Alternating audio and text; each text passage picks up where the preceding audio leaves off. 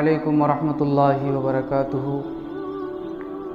أعوذ بالله من الشيطان الرجيم بسم الله الرحمن الرحيم وتعز من تشاء وتذل من تشاء صدق الله العظيم আমার প্রিয় দর্শক, আজকে আমি আপনাদের খেদমতে আল্লাহ তাবারক ওয়া তাআলার পাক কালামুল্লাহ শরীফ থেকে ছোট্ট একটি আয়াতে কারিমাকে তিলাওয়াত করেছি।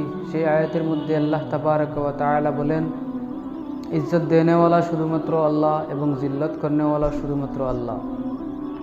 আমরা সকলে চাই আমাদের জীবনে ইজ্জত হোক।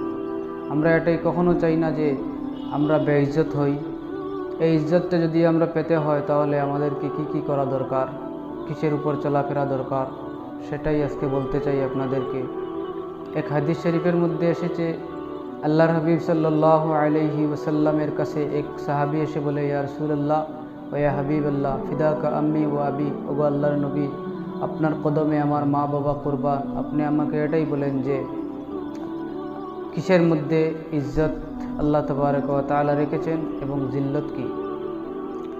তখন আল্লাহর হাবিব সাল্লাল্লাহু আলাইহি ওয়াসাল্লাম বলেন সাহাবীকে, ও আমার সাহাবী, আল্লাহ তাবারক ওয়া তাআলা তোমাকে যা কিছু দিয়েছেন সেটার উপর তুমি খুশ আর রাজি হয়ে যাও এবং আল্লাহর শুকরিয়া আদায় করো, দেখবে ইনশাআল্লাহ ইজ্জত পেয়ে যাবে।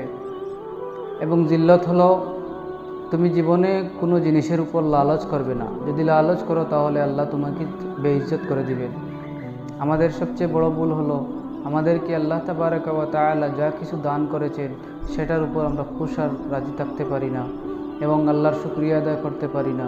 যদি আমরা আল্লাহ তাবারক ওয়া তাআলা যা কিছু দিয়েছেন সেটার উপর খুশ আর রাজি হয়ে যাই এবং আল্লাহর উপর শুকরিয়া আদায় করতে পারি, ইনশাআল্লাহ আল্লাহ তাবারক ওয়া তাআলা আমাদেরকে ইজ্জত দান করবেন, কখনো বেইজ্জত হতে দেবেন না। এবং আমাদের দিল থেকে ওইগুলো লালচ, যা কিছু লালচ আছে সেটা আমরা দূর করতে পারি। আল্লাহর কাছে এটাই দোয়া। যদি ভিডিওটা ভালো লেগে থাকে তাহলে ভিডিওটা অবশ্যই শেয়ার কমেন্ট করবেন। আসসালামু আলাইকুম ওয়া রাহমাতুল্লাহি ওয়া বারাকাতুহু।